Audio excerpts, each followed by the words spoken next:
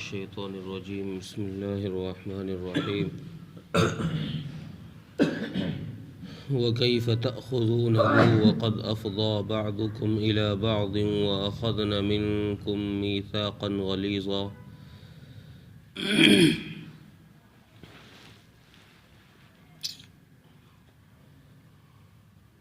اس سے پہلی آیت میں یہ بتلایا گیا تھا کہ اگر تم ایک بیوی کو چھوڑ کر دوسری بیوی سے نکاح کرنا چاہو، ایک کو طلاق دے کر دوسری سے نکاح کرنا چاہو، تو اس صورت میں تم اس سے واپس مال میں سے کچھ نہیں لے سکتے، چاہے وہ مہر تم نے اسے دیا ہو یا تم نے کوئی ہدیہ دیا ہو، دونوں صورتوں میں تم اس سے واپس نہیں لے سکتے۔ کیوں نہیں لے سکتے؟ اس کی وجہ اس آیت کے اندر بیان فرما رہے ہیں۔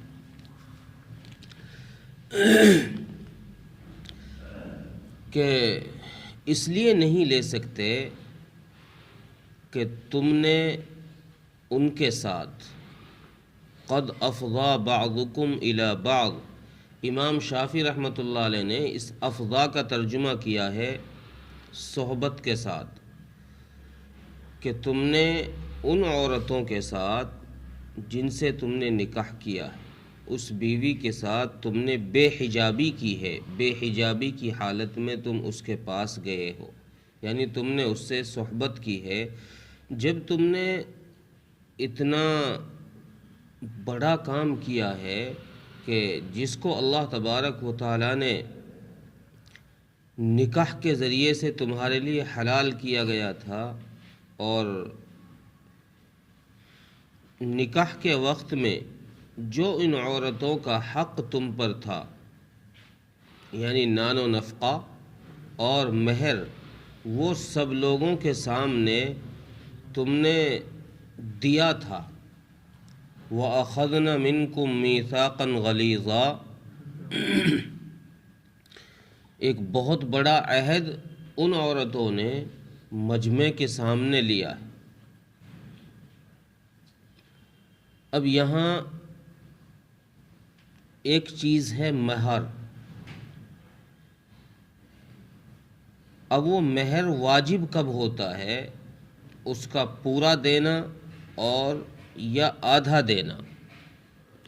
یہ دو صورتیں ہیں۔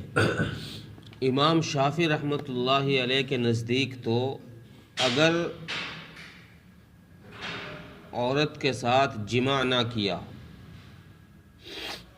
صحبت نہ کی ہو، تو اس سے پہلے اگر کوئی طلاق دے دے تو آدھا مہر واجب ہوگا۔ صحبت کرنے سے نکاح ہوا، خلوت بھی ہوئی،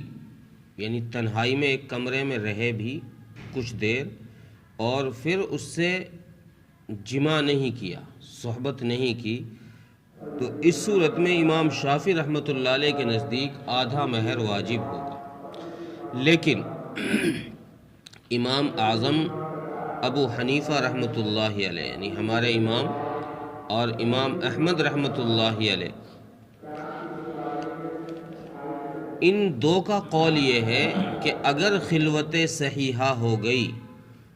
خلوت صحیحہ ہو گئی، خلوت صحیحہ کہتے ہیں یعنی کوئی ایسی چیز بیچ میں رکاوٹ نہ ہو جو صحبت کو روک سکے، اکیلے تنہا ایسی جگہ میں ہو گئے، کسی ایسے کمرے میں جس میں کوئی اور ہے نہیں، صحبت سے کوئی چیز مانے بھی نہیں ہے، تو پھر ان حضرات کے نزدیک جماع ہو یا نہ ہو اس سے مطلب نہیں ہے، خلوت صحیحہ ہوتے ہی اس کا پورا مہر دینا واجب ہوگا مرد پر۔ اور یہی قول امام مالک رحمۃ اللہ علیہ کا ہے، صرف اتنا فرق ہے، امام مالک رحمۃ اللہ علیہ فرماتے ہیں کہ خلوت صحیحہ کچھ لمبی مدت تک ہو۔ یہ حضرات تو فرماتے ہیں کہ اگر تھوڑی دیر بھی خلوت صحیحہ ہوئی، تھوڑی دیر بھی کسی ایک کمرے میں تنہا رہے مرد عورت، تو مہر واجب ہو جائے گا، خلوت صحیحہ اس سے خلوت صحیحہ قرار دی جائے گی۔ اور امام مالک رحمۃ اللہ علیہ فرماتے ہیں کہ نہیں، کچھ وقفہ زیادہ ہونا چاہیے، کچھ مدت لمبی ہونی چاہیے، تب جا کر مہر واجب ہوگا۔ اور قرن اول کا اجماع صحابہ اکرام رضوان اللہ علیہم اجمعین میں سے حضرت عمر، حضرت علی، حضرت عبداللہ بن عباس، حضرت جابر، دیگر صحابہ اکرام رضوان اللہ علیہم اجمعین سے یہ بات نقل کی گئی ہے۔ اور امام طحاوی رحمۃ اللہ علیہ نے صحابہ کا اس بات پر اجماع نقل کیا ہے کہ اگر خلوت صحیحہ ہوئی، مرد عورت ایک کمرے میں تنہا رہے، تو اس مرد پر عورت کے ذمے مہر واجب ہو جائے گا طلاق دینے کے بعد، یا طلاق دینے سے پہلے طلاق دے گا تو اس کو ادا کرنا فوراً پڑے گا۔ اگر طلاق نہیں دی ہے، ساتھ رکھ رہا ہے، تو مہر اس پر پورا واجب ہے۔ اب یہ اس مہر کو ادا کرے گا، یہ اس عورت کا اس پر حق ہو گیا۔ تو اللہ تبارک و تعالیٰ فرما رہے ہیں، چونکہ زمانہ جاہلیت میں عورتوں کے ساتھ جو ظلم، جو زیادتی ہوا کرتی تھی، اس ظلم و زیادتی کو اسلام نے آ کر ختم کیا۔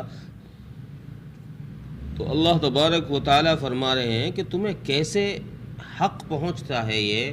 کہ تم ان کے ساتھ صحبت بھی کر چکے ہو، ان کے ساتھ رہ بھی چکے ہو، اور اب ان کو تم چھوڑ رہے ہو اور ان سے مہر واپس لے رہے ہو، یا ان کو دیا ہوا ہدیہ واپس لے رہے ہو۔ یہ کس منہ سے تم ان سے لے رہے ہو؟ یہ کیسے تم کو حق پہنچ سکتا ہے؟ حالانکہ ان کے خرچے کی، مہر کی یہ ساری ذمہ داری، چونکہ آگے آیت میں فرمایا وَأَخَذْنَ مِنْكُمْ مِيثَاقًا غَلِيظًا، اتنے بڑے مجمع کے سامنے امام کا خطبہ پڑھنا اور اتنے بڑے مجمع کے سامنے تمہارا ایجاب و قبول کرنا، عورت کا قبول، عورت سے اجازت لینا، مرد کا قبول کرنا، یہ مرد کا قبول جو ہے یہ اس بات کا ایجاب ہے کہ میں اس کا نان و نفقے کا خیال رکھوں گا، یعنی خرچے کا، اس کا کھانا پینا پہننا اوڑھنا یہ سب میری ذمہ داری ہوگی۔ اور اسی طریقے سے جو مہر متعین کیا ہے، اس مہر کی بھی میری ذمہ داری ہوگی، اس کو میں پورا ادا کروں گا۔ تو اللہ تبارک و تعالیٰ فرما رہے ہیں کہ یہ کیسے ہو سکتا ہے کہ اتنے بڑے مجمع کے سامنے تم نے نکاح میں عہد کیا ہے، ان عورتوں نے تم سے یہ وعدہ لیا ہے کہ تم ان کا خرچہ بھی دو گے، مہر بھی دو گے، اور اب تم نے ان سے صحبت بھی کر لی ہے، پھر کس منہ سے تم ان سے آدھا مہر لے رہے ہو یا مال لے رہے ہو جو تم نے دیا ہوا؟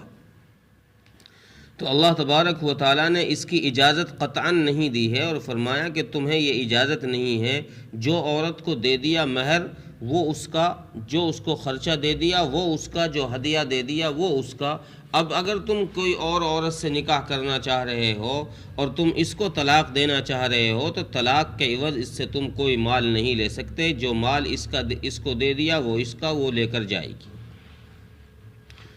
ترجمہ دیکھیں وَكَيْفَ تَأْخُذُونَهُ وَقَدْ أَفْضَى بَعْضُكُمْ إِلَى بَعْضٍ، اور کیسے تم ان سے لے سکتے ہو حالانکہ تم ان سے